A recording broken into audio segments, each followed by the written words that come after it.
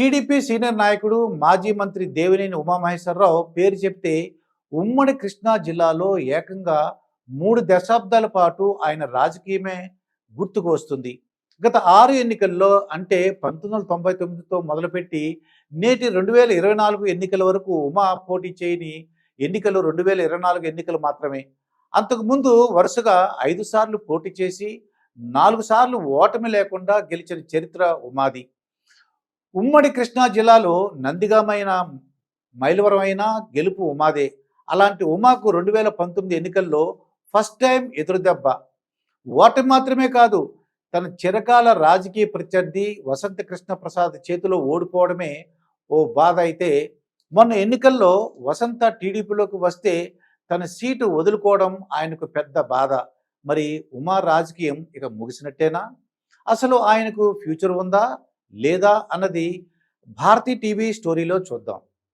దేవినేని ఉమా రాజకీయాలు ఇక ముగిసినట్టేనా? రాజకీయంగా ప్రత్యక్ష రాజకీయాల్లో ఆయన ప్రభావం లేనట్టేనా? ఇది ఇప్పుడు మైలవరం రాజకీయాల్లో జరుగుతున్న చర్చ. దాదాపు 25 ఏళ్లకు పైగానే రాజకీయాల్లో ఉన్న ఉమా మంత్రి పదవిని కూడా చేపట్టారు. చంద్రబాబుకు అత్యంత సన్నిహితుడిగా కూడా మెలిగారు. అయితే రాజకీయ అనివార్య మార్పుల కారణంగా ఉమా తాజా ఎన్నికల్లో పోటీ చేయలేకపోయారు. అయితే చివరి నిమిషం వరకు కూడా ఆయన ప్రయత్నించారు. కనీసం పెనమలూరు నుంచి అయినా పోటీ చేయాలని భావించారు.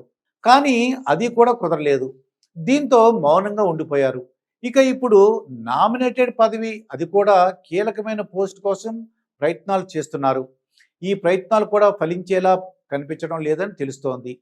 దేవినేనికి పదవుల విషయంలో ఎమ్మెల్యే వసంత కృష్ణ ప్రసాద్ చక్రం తిప్పుతున్నారని పార్టీ నాయకులు చెబుతున్నారు. నిజానికి వసంత కోసమే దేవినేని పక్కకు తప్పుకున్నారు. కానీ మైలవరం నియోజకవర్గంలో ఆయన హవాను పూర్తిగా తగ్గించాలన్నది కృష్ణప్రసాద్ వ్యూహం. అందుకే ఉమాకు ప్రాధాన్యం పదవి ఇవ్వొద్దంటూ తనదైన మార్గాల్లో చంద్రబాబుపై ఒత్తిడి పెంచుతున్నారన్నది మైలవరం టాక్. దీనికి సంబంధించి పెద్ద ప్రపోజలే పెట్టినట్టు తెలుస్తోంది. మీకు ఏం కావాలన్నా చేస్తా, కానీ నా ఒక్క కోరికను తీర్చండి అని వసంత చంద్రబాబుకు ఆఫర్ ఇచ్చినట్టు తెలుస్తోంది. దీనిపై చంద్రబాబు ఇంకా నిర్ణయం తీసుకోలేదు. దీంతో దేవినేనికి తలుపులు తెరిచే ఉంటాయి కదా అనే సందేహాలు రావచ్చు. కానీ కమ్మ సామాజిక వర్గంలోని కొందరు నాయకులు కూడా దేవినేని ఉమాకు వ్యతిరేకంగా చంద్రబాబుకు కొన్ని ఫిర్యాదులు చేసినట్లు తెలుస్తుంది. ఆయనను ప్రస్తుతం అలానే ఉంచాలని కూడా సూచించినట్టు తెలిసింది. ఈ నేపథ్యంలోనే దేవినేని ఉమా వ్యవహారం ఆసక్తిగా మారింది. ఆయన ఎమ్మెల్యేగా ఉన్న 20 ఏళ్లలో ఆయన ఉమ్మడి కృష్ణా జిల్లాలో సొంత పార్టీ నేతలపైనే తన ఆధిపత్య ధోరణి రాజకీయాలు చేశారు. ఇవన్నీ ఇప్పుడు వాళ్ళ మనసులో కూడా పెట్టుకున్నారు. అదను చూసి ఉమా కష్టాల్లో ఉంటే ఇదే అదనుగా తొక్కేసేందుకు తెరవనకు చాటు మాటు రాజకీయం చేస్తున్నారు. ఇదే నిజమై పార్టీ నేతలు చెప్పినట్లు చంద్రబాబు కనుక ముందుకు వెళ్తే దేవినేని ఉమా ఫ్యూచర్ ఖేల్ ఖతం, దుకాణం బందే.